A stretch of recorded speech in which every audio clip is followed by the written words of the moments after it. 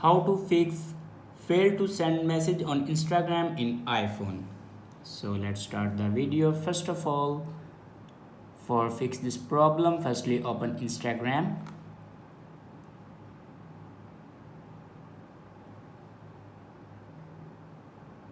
and then send this.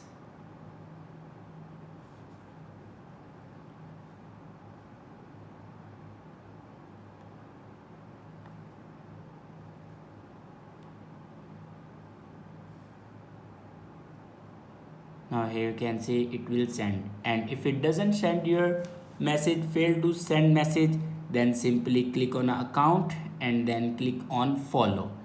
After follow, then again send this message, it will send. So follow these steps, your problem will be fixed. I hope this video is helpful for you. Thanks for watching.